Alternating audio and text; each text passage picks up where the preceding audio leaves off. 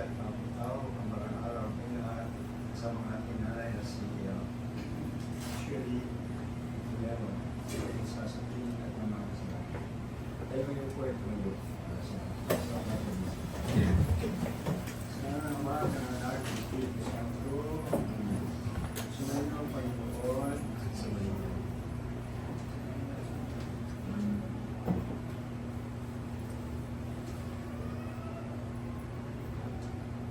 Siya po na rin ating mga kasalanan upang tayo rin tayo patapapunan sa balang pilihan ito.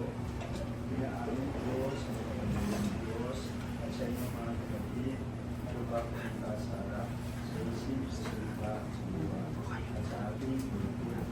Kaya kasama ko sa mga Malina sa lahat ng mga kailangan ng mahal at sa inyong mga kapatid na kapitalarin sa inyong mga kapatid. Kawan tayo ng kapitalarin ng Diyos, patuwarin tayo sa ating mga kasalanan at palubayan tayo sa buhay na walang hanggan. Panginoon, kaawaan mo kami. Kristo, kaawaan mo kami. Kristo, kaawaan mo kami. Panginoon, kaawaan mo kami. Panginoon, kaawaan mo kami. Manalangin tayo, Panginoon Diyos, na ang kapatalihan, pinutulong sa amin ang pananampalataya, ay yung anak na si Jesus ay matay, patuloy na buhay, ng dahil sa amin. Pag-inom mo yung kaloob, naming kapatid, ang ina na si Shirley,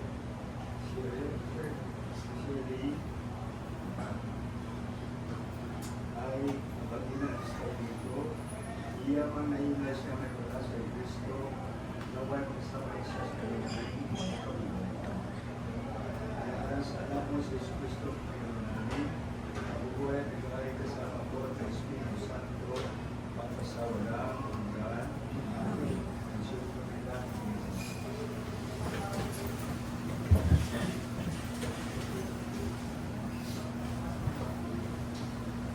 Unang pagbasa sa ating po.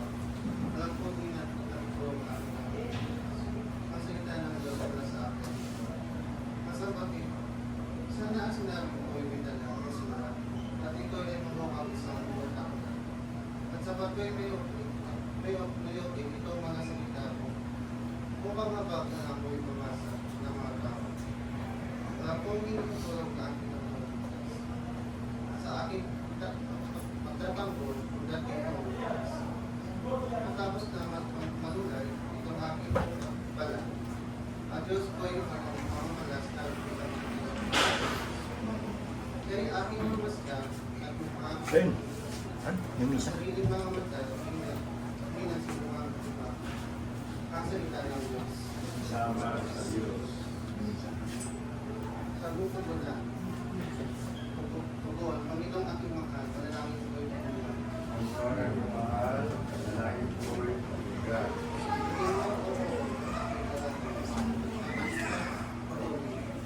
Kaya ako'y huwag ng pagkayo, kami ay sarili. Panginoon ang mahal, panalangin ko'y pagbigat. Araw na sulitas, aking pumulitas. At alaala ang ikaw ginawa. Aking isipay, lumuhit ay nabigla. Ako'y tumalaki ng taas ng kamay. Paano ko yung tugon? Panginoon ang mahal, panalangin ko'y pagbigat. Nawala ng lahat ang aking pag-asa. Kaya naman buon, ako'y ibigay. Na, ako ay umasa sa iyo, natiwala na. Kung umuukay, ipangungita niya ako pag-ibig mo na luhang na hila. Tugon, Panginoon ang mahal, panalangin ko'y pagbigat. ikaw ang aking Diyos. Ako ay turuan. Ang aking masunod ang iyong kalooban. Ang Espiritu mo ay paging aking aglang. Sa aking paglakad sa ligtas na daan. Tugon, Panginoon ang mahal, panalangin ko'y pagbigat.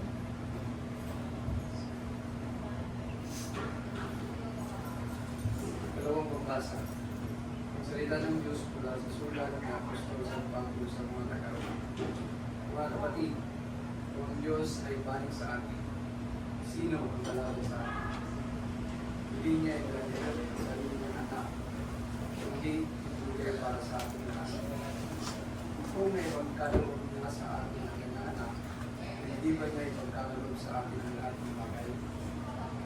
Kasama ng kanyang anak. Sino ang maharap ng saktan laban sa mga itinal ng Diyos? Mayroong ang Diyos na nagpapawalang sala sa kanila. Sino nga ang namatol ng kapatuhan? Si Kristo Jesus bang nasa kanan ng Diyos? Siya pa nga ang namatay at muling bubuhay. At ngayon namamagitan para sa atin. Sino ang magpaghihiwalay sa atin sa pagmamahal ni Kristo? Ang paghihirap ba? Ang kapigatian? Ang pag-uusig? Ang gutom? Ang kaubaran? Ang panganib? O ang gawa? Hindi. Ang lahat ng ito'y kayang-kaya natin pagtagumpayan sa pamamagitan niya ng mahal sa atin. Sapagkat natitiyak ko ang kamatayan, ang buhay, ang mga bukid, ang mga pambo, ang mga bagay sa kasalukuyan, ang mga bagay ng darating, ang mga kapangyarihan, ang kataasan, ang kalaliman, o ang anumang nilalang ay hindi iiwalay sa atin sa pag-ibig ay pinagalaman sa atin sa pamamagitan ng Kristo Jesus na ang salita ng Diyos. Mahal na tutuloy ko bilang hapon sa mga lahat. Ang pangalan ko po ay sa Padre Rudy Abaw. Ako po ay sa missionary ng Singapan. Ito po po si Serenin. Butas po nila ng bangko. At salamat po sa Serenin. Nawagan po para pumisa po para sa ating mga sa buhay ng nanay. Dito sa bundok ito ay maraming mga kababalaghan, mysteries in life. Ang mga mystery po sa buhay ay mystery ng tao na ating pagkabuhay. Wala po kahit isa sa atin na nagpasya na tayo mabuhay na po. Kaya Diyos lamang ang siya tumawag sa atin mula sa pagwala hanggang tayo po ay may buwan. Ang pangalawang mystery sa buhay ay ikaw tayo. Wala po siya isa sa atin na gusto ng ating mahal sa buhay, yung nanay ko na si Shirley ay binisan po sa atin. Gusto na po siya manatili sa ating kagiliran sa bubuhay po natin. Subalit, ito po yung misteryo na lahat po tayo ay dadaan po sa kamatayan. Misteryo po ang kamatayan. Dinidiruan po ang kamatayan. Kondisyon ng Panginoon bago po tayo mapasok sa kanyang karyan. Pag hindi po tayo matay, hindi po tayo magpapalay. Ayun po ang kanyang ginawang kondisyon. Kaya kailangan tayo muli mamatay muna. At ang ating mga buhay ay 67 years old. Ang average po sa Pilipinas, mga babae man ay 69. Kami mga lalaki po ay 67. Kaya po na daw mag-tapos siya sa average ng mga buhay ng mga Pilipinas. Pero ganyan, hindi po tayo may buhay. Ang Diyos mismo siyang may tumawag sa atin, pupunta ng langit. Kaya iba sa atin ay may dana, iba po ay bata pa, namatay na, at tama na halos nasa kalinaan po ang ating Pilipina na si at ito ginawa po natin pag-aalay ng visa ngayon ay napakahalaga po para sa ating nanay. Dahil kailangan po tao sa bawat ng mundo na walang magkakasala. Bakit? Dahil natin mga mga magulang, si Adan sa Kasiba, ay nagkasala kaya sila po ay tinaalis sa paraiso. Tayong lahat ng mga anak ay may tinatawag pong sinasig sa lalang anak. Hinanap natin sa mga magulang. Dahil meron tayong sa lalang anak, meron tayong tendency po na nagkasala, kamali. Siyempre, alam ko natin kung gano'n tayo kamahal. Tayo po, kamahal yung nanay. Alam po natin din na napagpukulong siya bilang tao.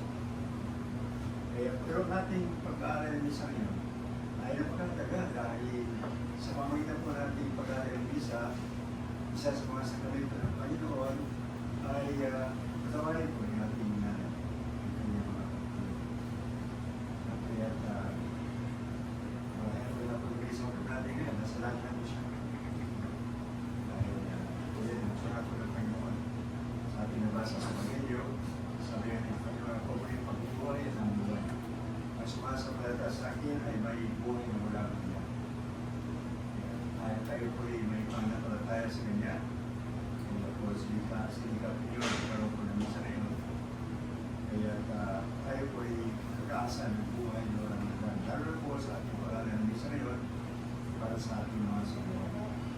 Kaya ako ay titiyak kasi po ang katawan ng Diyos sa mga kulang at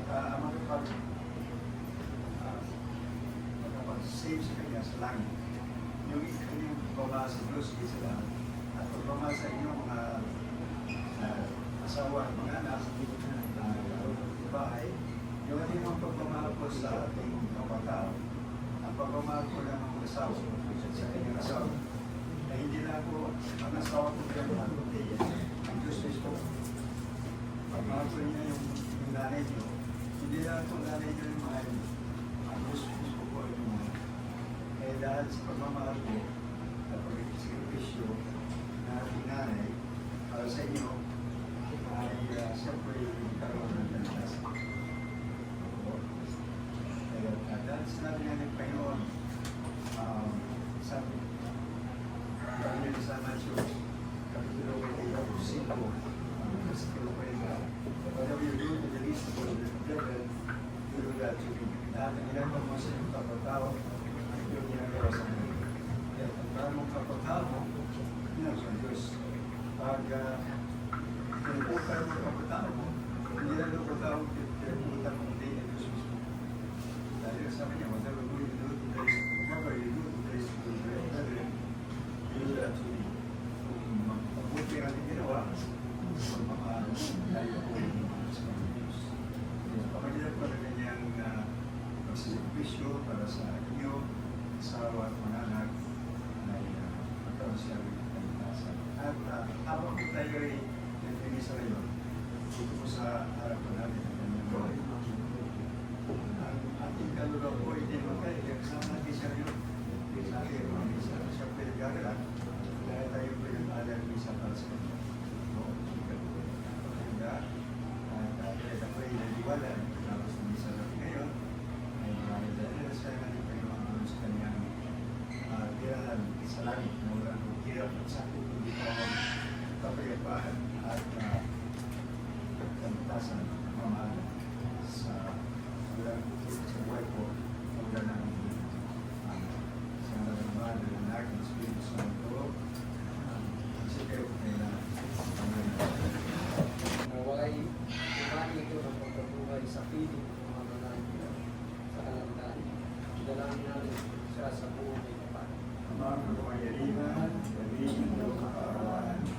Ang lahat ng namatay na umaasang buhay ng buhay ay malulog gawang patanggapin ng Diyos sa piling ng sa kalangitan. Dalangin natin sila sa buong may kapal. Amang kapangyarihan, gawin ng kaarawan.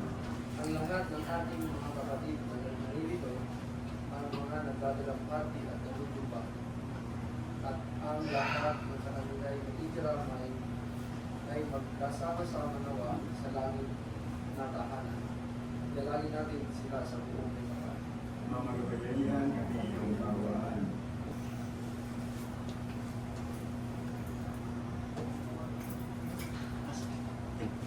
Upang ng Diyos, ikinatag ng iyong anak ang sakramento ng kanyang mahal na katawan upang maging paunan sa aming paglalakbay at pumunag. Lodi mo sa bisa ng sakramento ito, aming kapatid, ina at mga buhay ay makarating sa apat na walang